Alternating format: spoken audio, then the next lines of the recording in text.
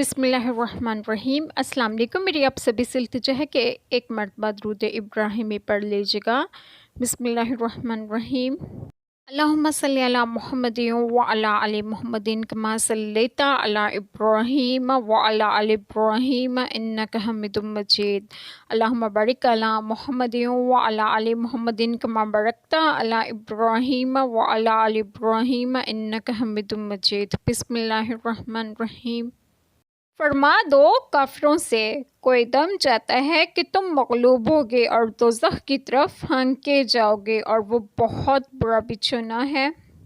بسم اللہ الرحمن الرحیم۔ آج جو بات میں آپ لوگوں سے ڈسکس کروں گی وہ یہ ہے کہ شان نزول حضرت ابن عباس رضی اللہ عنہما سے مروی ہے کہ جب بدر میں کفار کو رسول اکرم صلی اللہ علیہ وآلہ وسلم شکست دے کر مدینہ طیبہ واپس ہوئے تو حضور اقدس صلی اللہ علیہ وآلہ وسلم نے یہود کو جمع کر کے فرمایا کہ تم اللہ سے ڈرو اور اس سے پہلے اسلام لاؤ کہ تم پر ایسی مصیبت نازل ہو جیسی بدر میں قریش پر ہوئی۔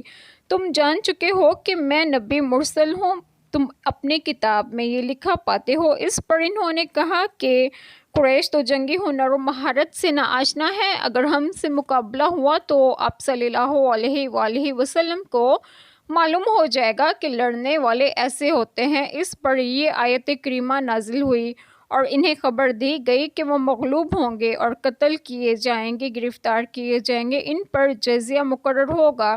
چنانچہ ایسا ہی ہوا کہ آپ صلی اللہ علیہ وآلہ وسلم نے ایک روز میں 600 کی تعداد کو قتل فرمایا اور بہتوں کو گرفتار کیا اور اہل خیبر پر جزیہ مقرر فرمایا۔